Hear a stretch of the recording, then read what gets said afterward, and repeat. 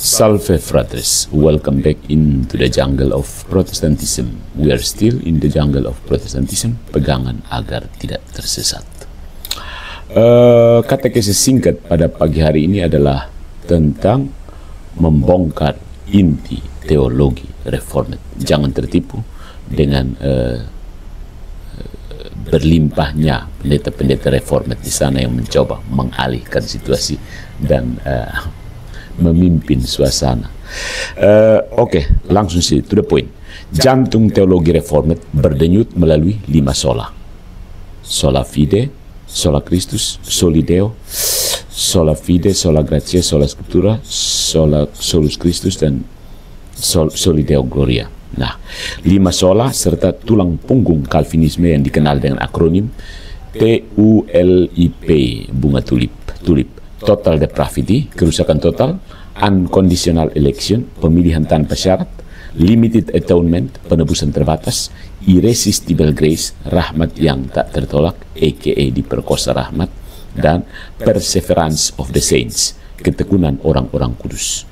Kritik terhadap teologi ini dapat diarahkan pada keretakan internal, baik logis, filosofis maupun biblis, yang sebenarnya membuat sistem ini rapuh. Ya, mari kita lihat yang pertama, kerapuhan filosofis.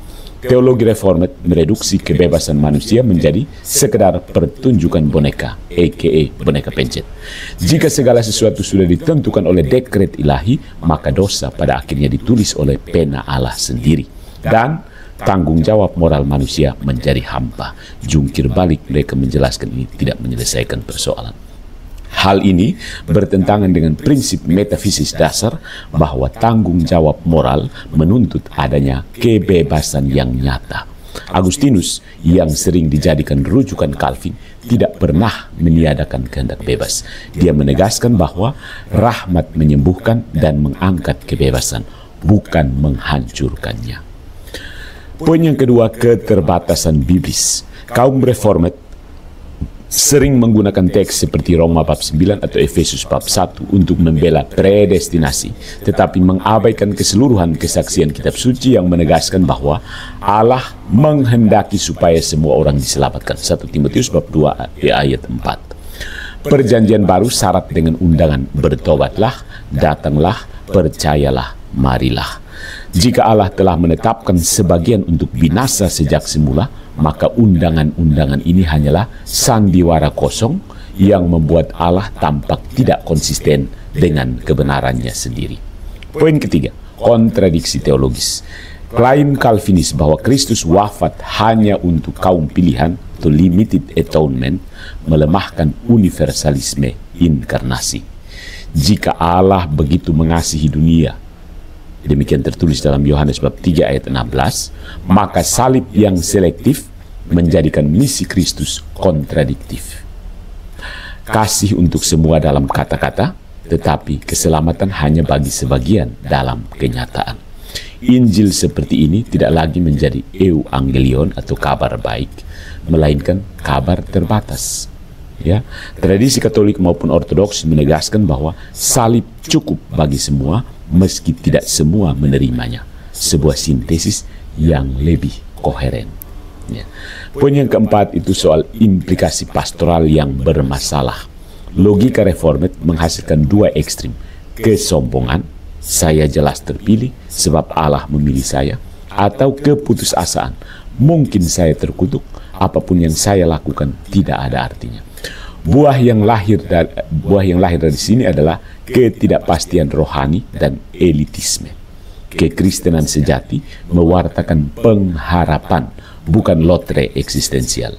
Karena itu, sejak awal gereja selalu menegaskan sinergi antara inisiatif Allah dan kebebasan manusia. Rahmat mendahului, tetapi kebebasan tetap nyata. Dan poin yang kelima, ada bias modern yang tersembunyi. Yang menjadi sebuah ironi besar adalah teologi reformat mengklaim diri paling biblis, namun sangat dipengaruhi oleh kerangka modern, hukum kontrak. Dosa dipahami sebagai utang legal, keselamatan sebagai vonis pengadilan, dan Allah digambarkan sebagai hakim kosmik yang memberi pembebasan hanya kepada segelintir yang telah dipilih. Model ini lebih dipengaruhi hukum Romawi daripada Injil Apostolik. Para bapak gereja berbicara tentang pengilahian, teosis, penyembuhan, dan kemenangan atas maut, bukan sekedar transaksi forensik. Sola fide. Jadi kesimpulannya, inti teologi reformat runtuh karena bertumpu pada kontradiksi. Allah yang maha baik dan maha benar sekaligus dianggap menetapkan sebagian besar manusia untuk binasa kekal tanpa kebebasan nyata atau kesempatan sejati untuk diselamatkan. Itu bukan keadilan, melainkan favoritisme kosmik yang dibungkus bahasa teologis. Nah, kritik ini bukanlah penolakan terhadap ketulusan pribadi umat reformat yang banyak diantaranya sungguh-sungguh mengasihi Kristus. Namun secara sistematis, logika internal reformat teologi tidak mampu bertahan. Tradisi gereja yang lebih luas, Katolik, Ortodoks, dan beberapa arus Protestan non-Calvinis menawarkan sintesis yang lebih utuh antara kedaulatan Allah dan kebebasan manusia, serta visi keselamatan yang benar-benar demi kehidupan dunia. Jadi stop mengajarkan Allah versi monster dan manusia boneka pencet. Follow for more into the jungle of Protestantism.